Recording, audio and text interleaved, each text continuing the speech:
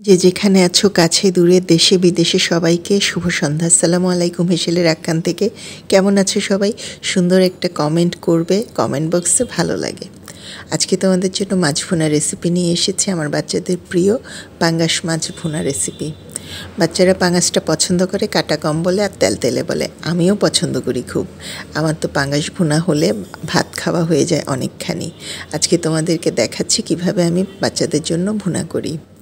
প্রথমে তেল গরম করে পেঁয়াজ কুচি দিয়ে নিব। যারা নতুন রাঁধুনি তারা একটা ব্যাপার খেয়াল করবা, সব প্রথম দিকে রান্নাতে কমিয়ে দিবা। যখন অভ্যাস হয়ে যাবে তখন পরিমাণ মতো দিতে পারবা। আরেকজনের রান্না দেখে আসলে নিজের মন মতো রান্না হয় না, এটা আমার ব্যক্তিগত অভিজ্ঞতা। কারণ অনেকেই হলুদ বেশি খায়, অনেকেই মরিচ বেশি খায়। তো এটা ডিপেন্ড করে যে তুমি কীরকম রান্না তোমার মুখে মজা লাগছে সেটার উপর। পেঁয়াজটা একটু লালচে করে নেব। যেমন আমাদের বাসায় মরিচটা আমরা খুব ঝাল খাই না, কিন্তু আমরা তরকারি টকটকে সুন্দর কালারটা পছন্দ করি, ঝাল কম খাই, সেই জন্য আমরা মিষ্টি মরিচটা বেশি খাই। তো পেঁয়াজ হয়ে এসেছে, মশলা কষাবো। আবার অনেকে আছে যে কালার যেরকমই হোক তরকারি হতে হবে সেই রকম ঝাল। তো এটা আসলে ওই যে বললাম টেস্টের উপর ডিপেন্ড করে। অনেকে হলুদ খুব বেশি খায়, আমরা খুব সামান্য হলুদ খাই। দিলাম পেঁয়াজ রসুন বাটা, এক টুকরা ছোট আঙুল করেরও ছোট এক টুকরা আদা দিয়েছি সেই পেঁয়াজ পেস্টের সাথে। দেখেছো যে পেঁয়াজ কুচনোও ভেজে নিয়েছি, আবার সামান্য একটু পেস্টও দিয়েছি। এটাতে মশলাটা খুব টেস্টি হবে। তো ভালো করে ভেজে নিব, কাঁচা গন্ধটা যেন পেঁয়াজ রসুনের চলে যায়, আদার গন্ধটা যেন চলে যায়। একটু পানি দিয়ে কষালে মশলাটা যখন সিদ্ধ হয়ে আসবে একে একে দিয়ে দিব বাকি মশলাগুলো।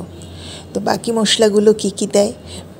সাধারণত আমরা মাছের মধ্যে ধনিয়াটা খুব একটা খাই না, খুব সামান্য হলুদ দিলাম, দেখতে পেয়েছো।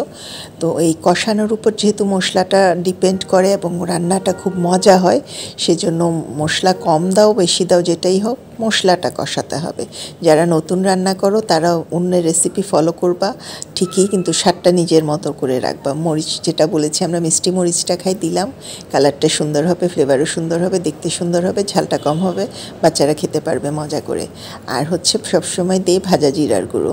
ভাজা জিরার গুঁড়ো খুব সামান্য, যেহেতু 4 পিস মাছ, খুব সামান্য মশলাই মনে হবে যে অনেক মশলা দিয়েছি। আর সবচেয়ে বড় হচ্ছে লবণ। তো যারা রান্না করো তারা যদি আন্দাজ না বুঝো প্রথমে কম দিবা, দরকার হলে পরে চেখে নামানোর আগে আর একটুখানি দিয়ে নিবা। তো লবণ দিয়েছি হাফ চামচের কম। এরপরে খুব ভালো করে নেড়ে চেড়ে মশলাটা কষাতে হবে। মশলা হয়ে গেছে বুঝবা কিভাবে? যখন দেখবা যে মশলাটা আলাদা হয়ে গেছে, তেলটা আলাদা হয়ে গেছে, তখন বুঝবা তোমার মশলাটা রেডি। আর আমি এদিকে মাছটা ভেজে নিয়েছি, সেটা আর ভিডিওতে দেখাইনি। হালকা করে লবণ হলুদ দিয়ে মাছটা ভেজে নিয়েছি তেলে। তো ভাজা মাছটা এখন দিয়ে দিচ্ছি। মাছটা ভেজে নিলে আরও টেস্ট হয়, কাঁচাও দিতে পারো। তো কিছু মাছ আছে একটু ভেজে ভুনা করলে বেশি টেস্ট লাগে। তো এখন আর আসলে তেমন কিছু করার নাই, আমার মশলা প্রায় হয়ে গেছে, সেজন্য যে একটু পানি দিব, যেহেতু এটা ভুনা হবে, অত টলটলা পানি দিব না, এই সামান্য একটু পানি দিব যেন মাছটা ভালো করে, যেহেতু ভেজেছি ভালো করে, হাফ ডান ওখানেই হয়ে গেছে সিদ্ধ, আর বাকি পানিটাই পুরো মাছটা খুব ভালো করে কুক হয়ে যাবে, একদম ওয়েল কুক যাকে বলে। তা এখন খুব নেড়ে চেড়ে ঢেকে দিব 7-8 মিনিটের জন্য। চুলাটা কিন্তু মাঝারি থেকে কমিয়ে দিব, না হলে কিন্তু পুড়ে আর খাওয়ার যোগ্য থাকবে না। আর 2টো কাঁচামরিচ দিয়েছি, দেখতে পাচ্ছ। কাঁচামরিচ আমি সারা বছর ডিপে রেখে দিই, দাম যখন কম থাকে তখন নিয়ে। এই বেলা কিন্তু কাঁচামরিচের দাম অনেক বাড়তি, তো আমি ওই যে 40 টাকা কেজি যখন ছিল তখন কিনে রেখেছি, এখন আমার উপকার হচ্ছে। তো আমি অল্প অল্প করে পানি দিলাম বোঝার জন্য, আসলে একসাথে বেশি দেইনি, এটা একটা টিপস। একসাথে ঠাস করে সব ঢেলে দিলে অনেক সময় বেশি হয়ে যায়, রান্নার সময় বেশি লাগে, মাথাটাও নষ্ট। তো দেখো কেমন হলো, দেখাচ্ছি তোমাদেরকে। 7-8 মিনিট পরে পানিটা পুরো টেনে গেছে, একদম ভুনা হয়ে গেছে, তেলটা ছেড়ে দিয়েছে মাছের আশেপাশে।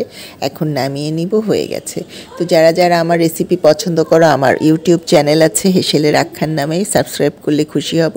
ফেসবুকেও যদি নতুন আমার পোস্ট দেখো, রান্না দেখো, ভালো লাগে, লাইক কমেন্ট ফলো দিয়ে সাথে থেকো।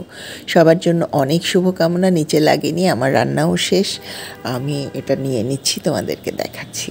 তো এই এমন একটা যে কমেন্ট যদি পাই যেটা অনেক ভালো লাগা কাজ করে, তখন সব রাঁধুনিদের ভালো লাগে। যেমন খেতে বসে বাচ্চা যখন বলে আজকে তরকারি অনেক স্বাদ হয়েছে, সেরকম আর কি। তো আজকের রেসিপি কেমন লাগলো জানাতে ভুলবে না, সুন্দর কমেন্টের অপেক্ষায় রইলাম। সাথে থাকলে সাথে পাবে লেটস গ্রো টুগেদার।